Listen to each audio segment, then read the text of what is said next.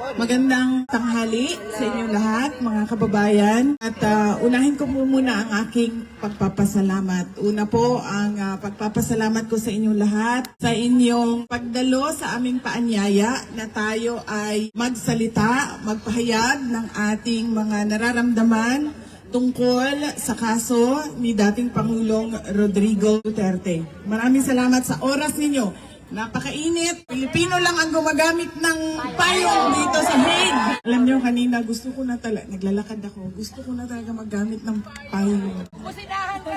Kaso, naisip ko, naka-report nila ako sa pulis. Bakit ito siya gumagamit ng payong? Hindi ko din maintindihan bakit hindi sila gumagamit ng payong.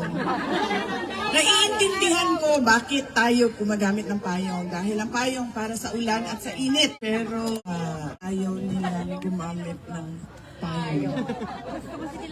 Maraming salamat sa oras ninyo. Napakainit pero nandito kayo at mainit ang inyong suporta kay dating Pangulong Rodrigo Duterte.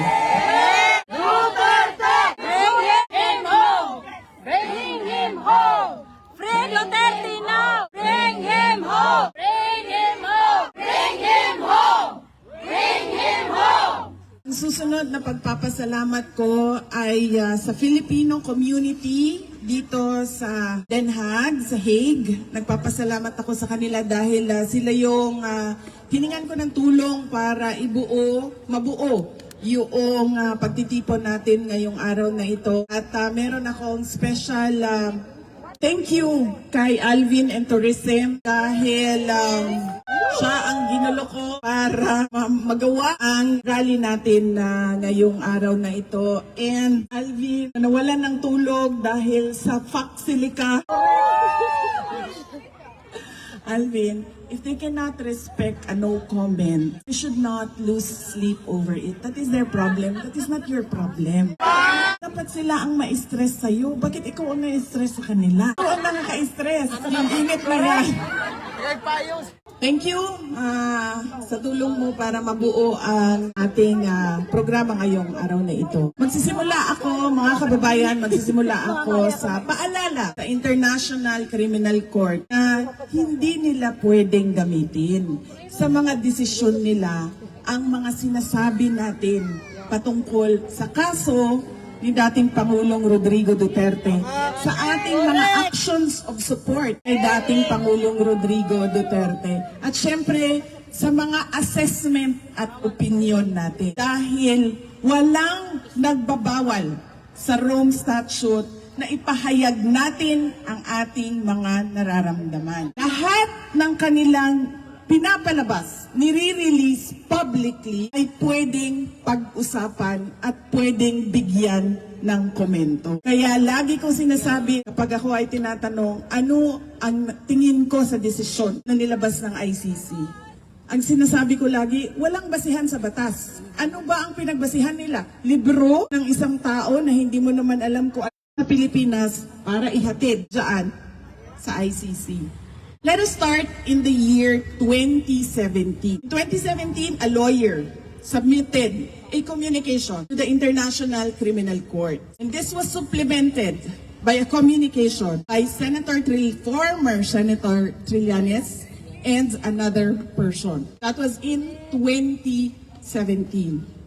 In 2018, the court took it under consideration. Between 2017 until 2021, there was an investigation, no investigation, put on hold. Let us start first with the complainant. Who is Trillanes? Trillanes is the person behind the Oakwood Mutiny and the Manila Peninsula Siege, which was against who? It was against President Gloria Macapagal Arroyo. Trillanes stood on the platform of anti-corruption against Arroyo. We do not know the dealings, the negotiations behind the mutiny and the siege. That is not discussed publicly. When did we next see Trillanes? We saw him next in the Jejomar Binay attack. Vice President Binay was a candidate, a presumptive candidate for the 2016 election. Then what did he do? He attacked Vice President Binay on the platform of anti-corruption. But you must remember, he never attacked President Aquino on the platform of anti-corruption. And you remember the DAP, the pork barrel scam of the Aquino administration. And where was Trillanes then? Quiet. Because we do not know how much, where, how, when the negotiations happened. When did you see him again? Trillanes, hear about him again. We heard about him in 2016 because President Duterte was the front runner. In April 2016, President Duterte was already the front runner of the presidential elections. Everyone forgot about Mar Rojas, the candidate of Trillanes.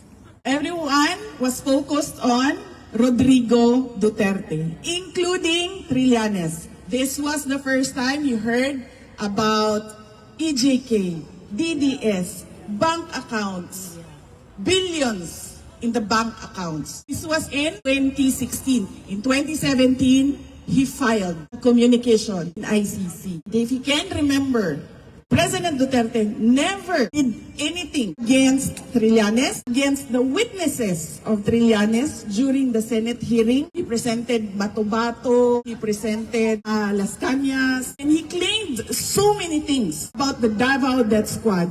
And what did President Duterte do? He told everyone, pabayaan nyo yan. It is his right to speak. It is his freedom to talk about the Davao Death Squad. So that is, okay ra ng payong, sir. Sorry, ma'am. May panyo ako, ma'am. So that was Trillanes. That is Trillanes. Against Gloria Arroyo, anti-corruption. Against Binay, anti-corruption. Against Rodrigo Duterte, anti-corruption. EJK. But do you hear him speak of anti-corruption when it comes to President Aquino and President Marcos? No. Makes you question, what is the anti-corruption platform for? Whose interest is he serving? Yellow. This is yellow, pink, red. Lahat ng kulay, maliban lang sa green. Char. Maliban sa green at black. Diba? He is quiet when negotiations happen for his interest. But if negotiations are for the interest of, against the interest of Trillanes, he is noisy. So that is 2017 in the background of the person who sent the communication to ICC. Now here comes ICC. Yes, we take it into consideration, and then yes, we will investigate. We will put on hold the investigation through the years, and then come 2021, we will investigate. And who is the person? Who was the prosecutor who finally defended the investigation?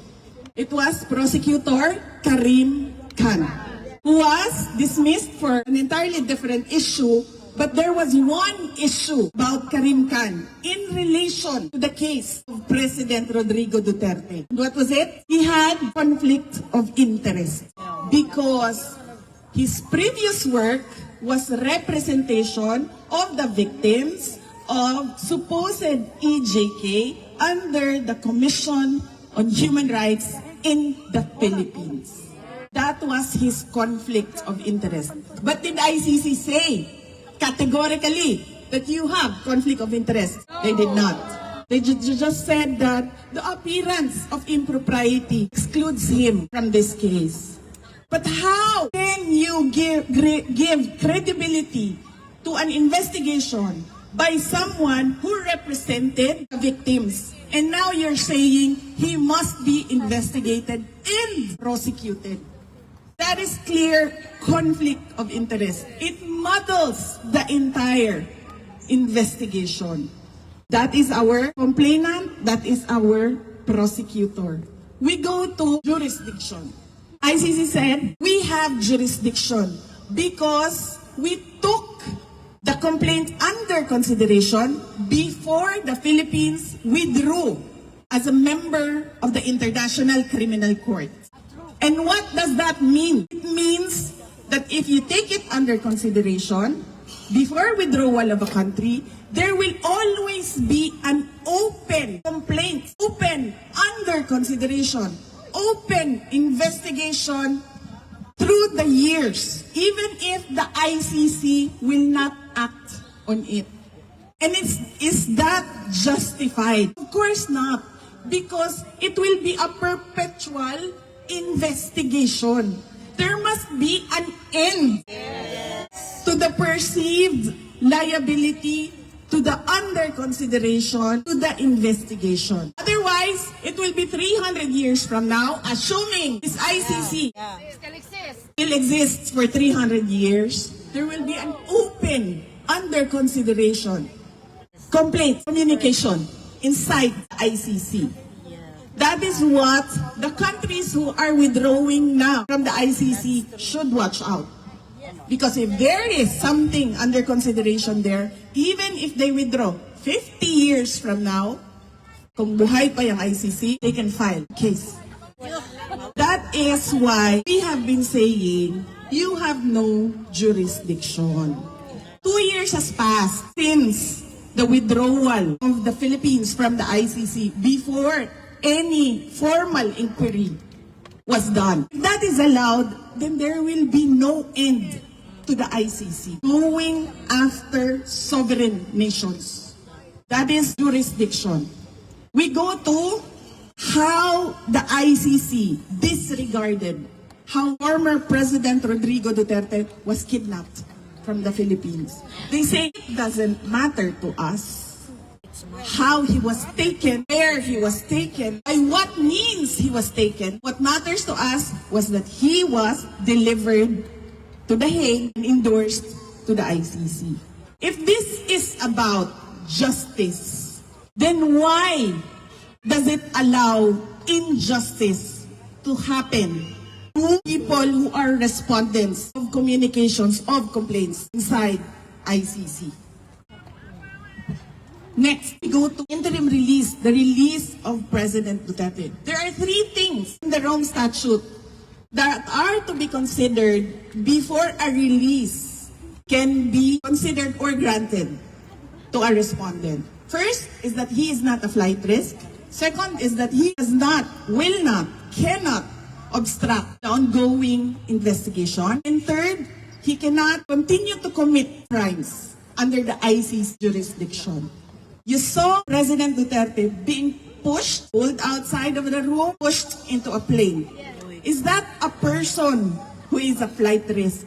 He cannot even walk 3 steps and fall to the ground. In fact, how many times has he slipped and hit his head in detention?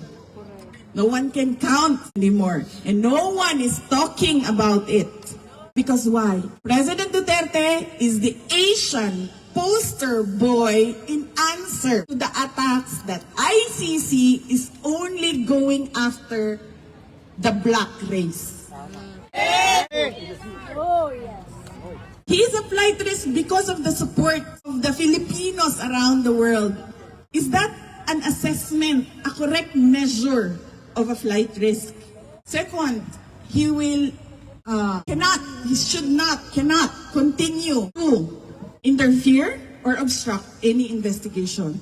The investigation started when? When he was president. The witnesses, Matubato, Las Cañas, when? When he was president. And what did he do? Nothing at all. He allowed the ICC to say whatever it wants, to do whatever it wants, even when he was president. When he was former president, he told him, the ICC is doing an investigation. The investigators are coming in and out of the country. We have proof of immigration records. And what did he say to me?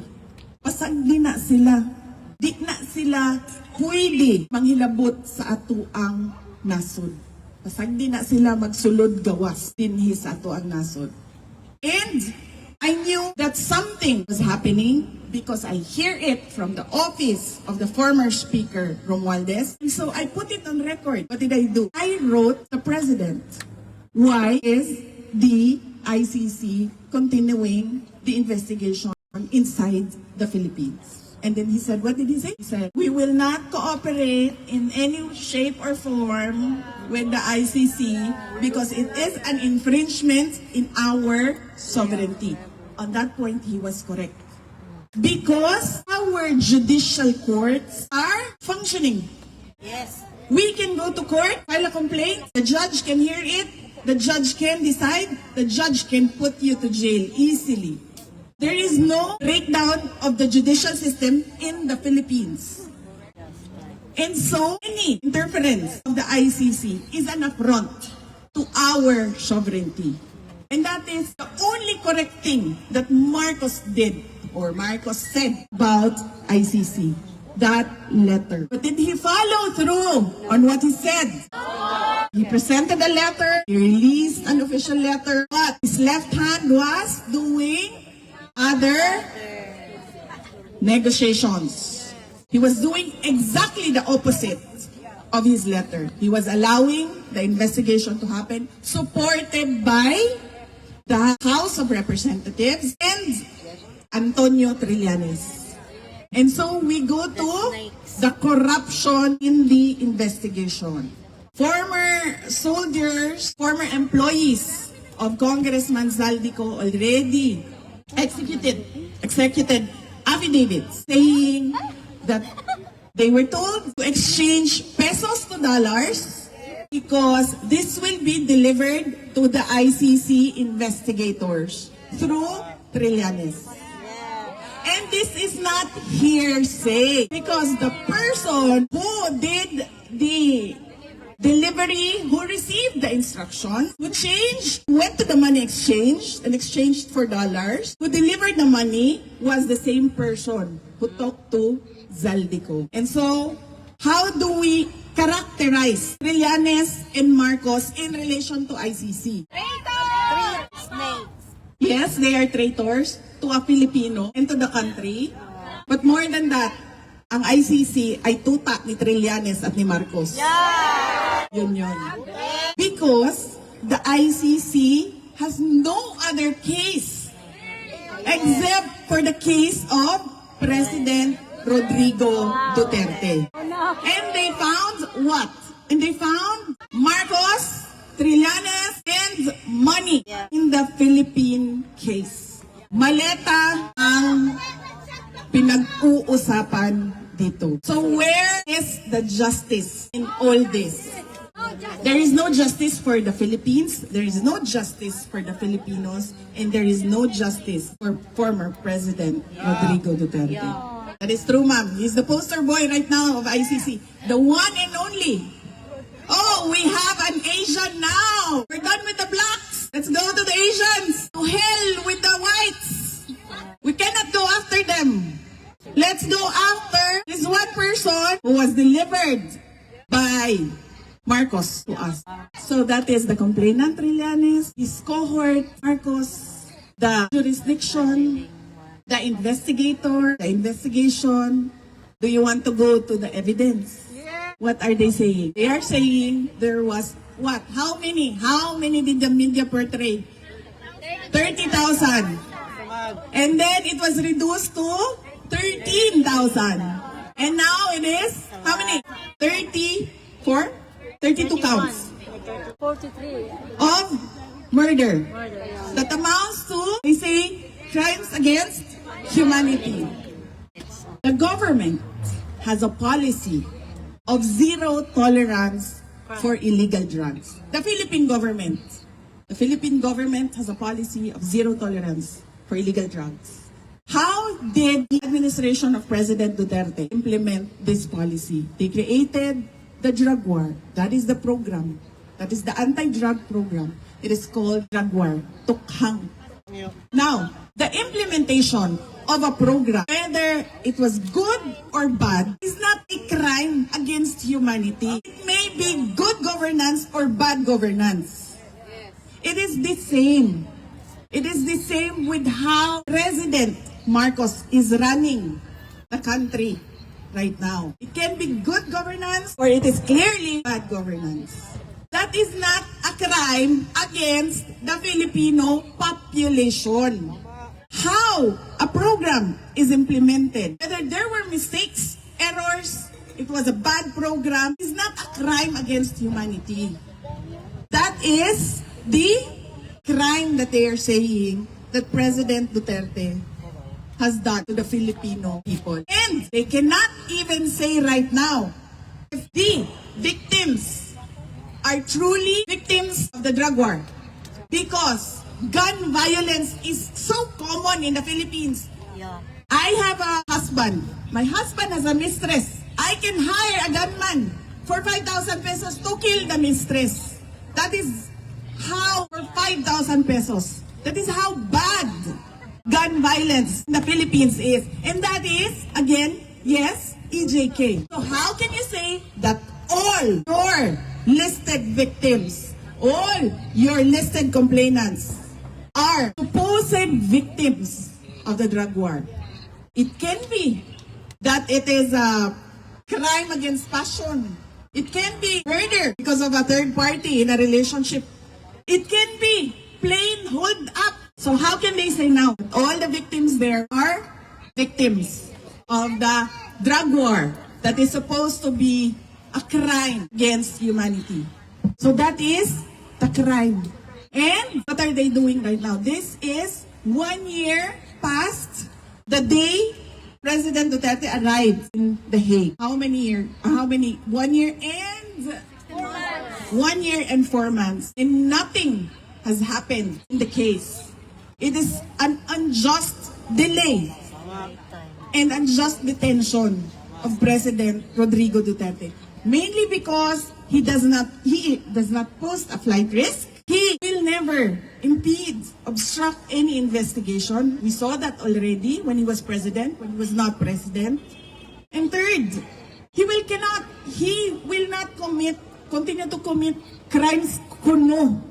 Because that was a program during his administration, an implementation of a policy by government.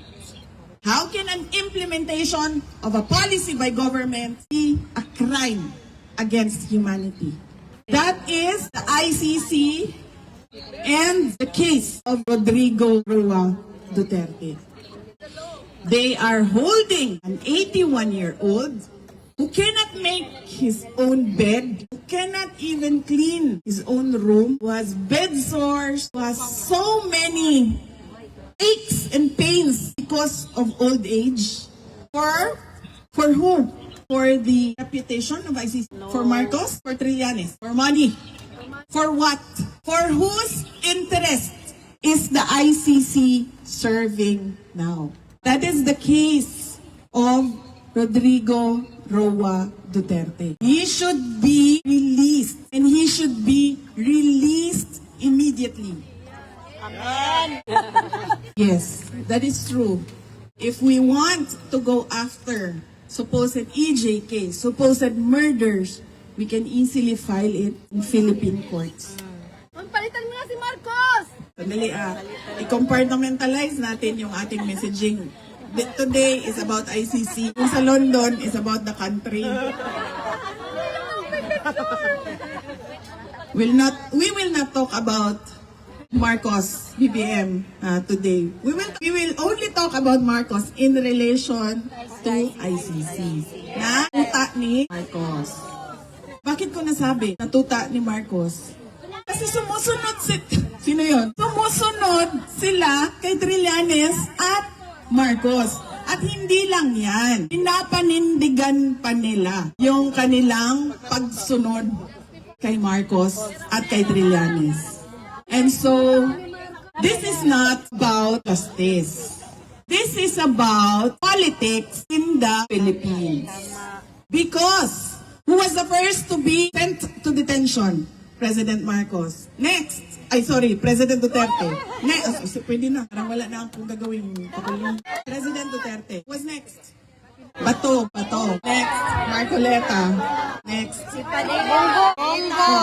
Harry Roque, Mong Revilla, Jingoy Estrada, Mike Defensor. You see the pattern? So this is all about politics.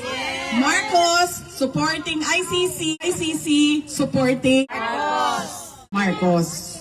If the ICC right now is fighting for its life because America, the United States, and its powerful allies are going after ICC. If the ICC wants the world to respect the institution, they should first know how to respect the law.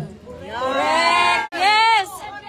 Because this is a time in the history of the world where the motto of institutions is bend the law. Bend the law for your interests and for the interest of your allies. Mga kababayan, ang lahat ng ginagawa natin ay para sa Diyos, sa bayan, para sa bawat pamilyang Pilipino.